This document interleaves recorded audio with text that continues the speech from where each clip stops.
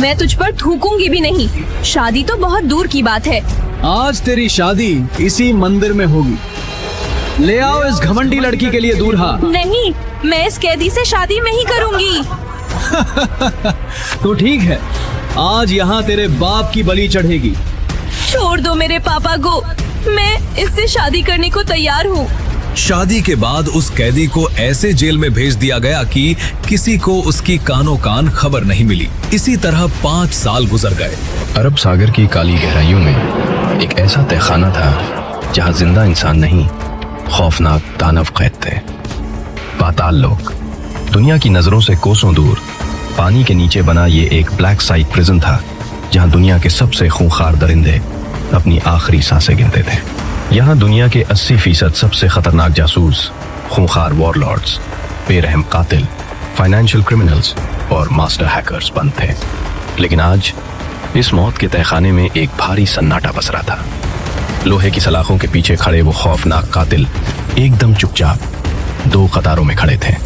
वो सब मिलकर एक नौजवान के लिए रास्ता बना रहे थे। ये कबीर सिंह था, वही मुंबई का कबीर सिंह जिसकी दहशत कभी गलियों में हुआ करती थी। वो फैसिलिटी के सबसे अंधेरे कोने की तरफ बढ़ रहा था। 5 साल पहले सुहाग रात की वो रात एक भयानक ख्वाब में बदल गई, जब ईशा का एक्स रोहन ओबरॉय जबरदस्ती उनके नए घर में घुस आया। कबीर उस रात शादी की खुशी में थोड़ा नशे में था।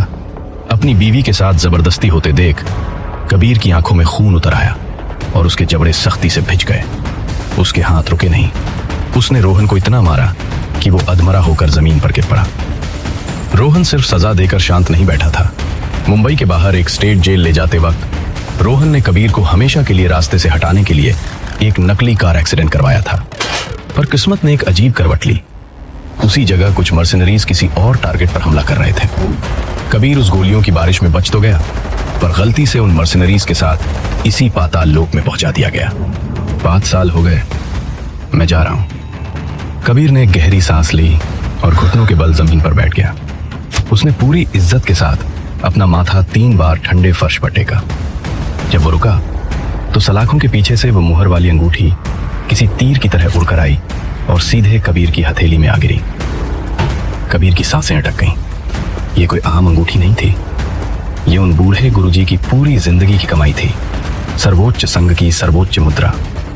जिसके भी हाथ में ये अंगूठी होती, वो इस संगठन के हजारों खूंखार लड़ाकों को एक इशारे पर नचा सकता था।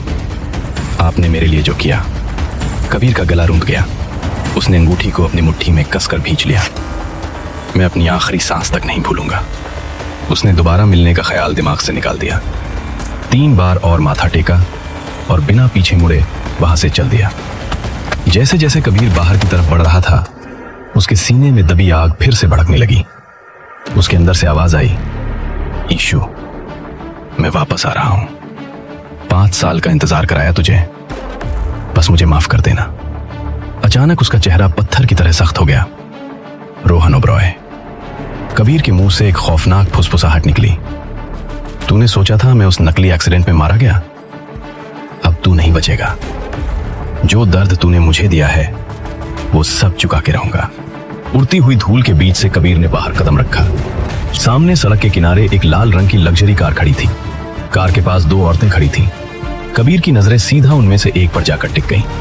कमर तक लंबे काले बाल और चेहरे पर एक कमाल की शान। ईशा खन्ना, उसकी बीवी। वो उसकी यादों से भी कहीं ज्यादा खूबसूरत लग रही थी। इन गुजरे हुए 5 सालों ने उसके चेहरे का नूर और बढ़ा दिया था। कबीर ने बेकरारी में उसकी तरफ कदम बढ़ाए, पर फिर अचानक रुक गया। कबीर ने गहरी सांस ली और अपनी बीवी को बाहों में भरने के लिए आगे बढ़ा, लेकिन गले लगने की बजाय ईशा के दोनों हाथों ने कबीर के सीने पे जोर से धक्का मारा। कबीर के कदम लड़खड़ा गए। ईशा ने अपना सिर हिलाया। उसने अपने बगल में खड़ी औरत के हाथ से एक कागज लिया और उसे सीधा कबीर के सामने कर दिया। कबीर की नजरें उस कागज पे जाकर अटक गईं।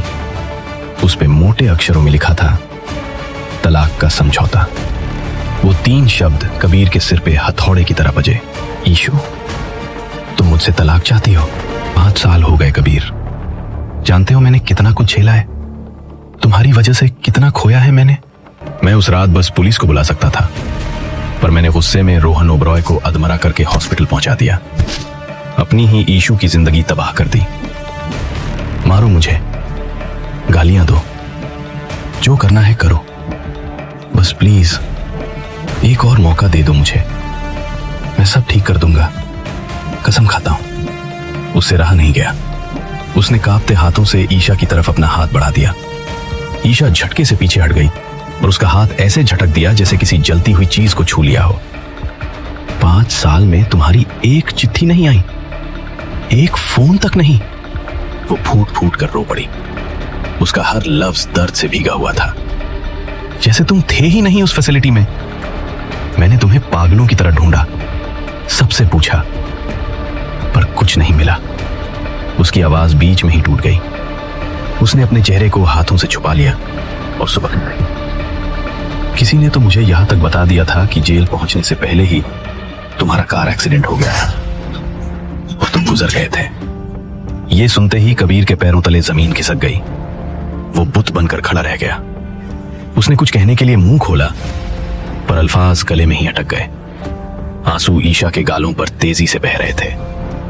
उसकी बेचैनी हर पल बढ़ती जा रही थी। तुम कह रहे हो सब ठीक कर दोगे? उसने अपनी लाल आंखों से कबीर को देखा। वो पूरी तरह टूट चुकी थी। कैसे? क्या कर सकते हो तुम इसे ठीक करने के लिए? पता है कल रात जब फोन आया तो मुझ पर क्या गुजरी? कि तुम आज छूट रहे हो। तुम पूरे वक्त वहां जिंदा थे और तुमने एक बार भी मुझसे कांटेक्ट करने की कोशिश नहीं की। तुम कबीर हो ना? सुन लिया तुमने? ईशू अब तुम्हारे साथ नहीं रहना चाहती। खत्म हो गया ये सब। चलो साफ साफ अलग हो जाते हैं। कबीर की नजरें पहली बार उस औरत पर गईं। तुम कौन हो? मैं नेहा शर्मा हूं, ईशा की दोस्त। नेहा ने ईशा की तरफ बड़ी हमदर्दी से देखा, लेकिन जैसे ही वो वापस कबीर की तरफ मुड़ी, उसका चेहरा पत्थर का हो गया। मैसेज तो क्लियर है। ईशा ने कल रात ये समझौता तैयार किया है। उसने अपने हाथ में पकड़े कागजात हवा में लहराए। तुम पर उसका कोई कर्ज नहीं है, बल्कि हम तुम्हें पैसे देंगे। बस इतना करो कि ईशू से दूर रहो और उसे परेशान मत करो। परेशान? ये एक लफ्ज कबीर के होठों से ऐसे टपका जैसे किसी ने उसके मुंह पर जोरदार तमाचा मार दिया हो। वो मन ही मन बुदबुदाया। अपनी ही बीवी को वापस पाने की गुजारिश करना परेशान करना हो गया। भाई ये चल क्या रहा है यहाँ? क्या मजाक है ये? मेरे और मेरी बीवी के बीच क्या हो रहा है, इससे तुम्हारा कोई लेना देना नहीं है। कबीर की आवाज बर्फ की तरह ठंडी हो गई। मैं तुम्हें एक बात बताना भूल गई। दोस्त होने के साथ साथ मैं उसकी बिजनेस पार्टनर भी हूं। हमारा प्रोजेक्ट अभी क्रिटिकल स्टेज पर है और ईशा उसे लीड कर रही है। मैं नहीं चाहती कि तुम्हारे इस घटिया ड्रामा की वजह से वो डिस्ट्रैक्ट हो और हमारी सारी मेहनत बर्बाद हो जाए। तो क्या हुआ? कबीर ने अपने दांत भींच लिए। उसकी मुट्ठियां तन गईं।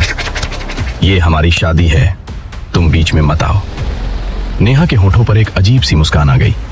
वो उसे ऐसे देख रही थी जैसे किसी जिद करते हुए बेवकूफ बच्चे को देख रही हो। लगता है तुम्हें अभी भी समझ नहीं आया कि तुम्हारी औकात क्या है यहाँ। नेहा के लिए कबीर का वो गुस्सा बस एक बेबस और हारे हुए आदमी की बेकार चीख थी। उसने कबीर को सिर से पैर तक बड़ी हिकारत से देखा। तुम क्या हक रखते हो मुझ पर सवाल उठाने का? तुम बस एक एक्स कॉन हो जिसने सड़क छाप गुंडों की तरह मारपीट के लिए सजा काटी है। अब बाहर आकर क्या करोगे? हाँ, सब ठीक कर दूंगा कि बड़ी बड़ी बातें? उसने जहरीला तंज कसा। 5 साल जेल की रोटियां तोड़ने के बाद तुम क्या दे सकते हो उसे? अगर महीने भर में तुम सड़क पर भीख नहीं मांग रहे होगे तो गनीमत समझना। उसने फिर से वो कागजात कबीर के चेहरे के सामने कर दिए। ये कोई आम कागज नहीं थे। ये कागजात महज पन्ने नहीं थे।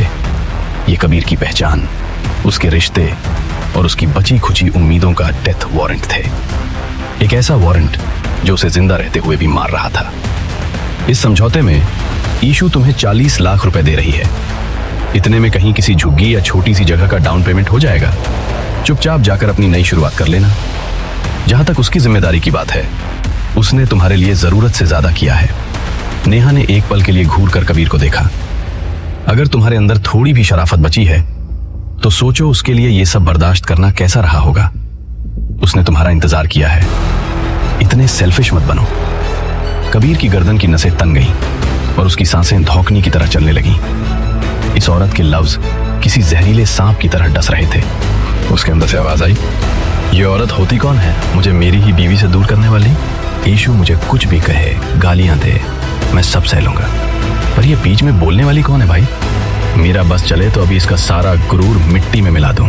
आगे की कहानी जानने के लिए देखे अगला एपिसोड सिर्फ पॉकेट एफएम के YouTube चैनल पर, और कैदी हस्बैंड के सारे एपिसोड्स को सुनने के लिए डिस्क्रिप्शन में दी लिंक से डाउनलोड करें पॉकेट एफएम ऐप।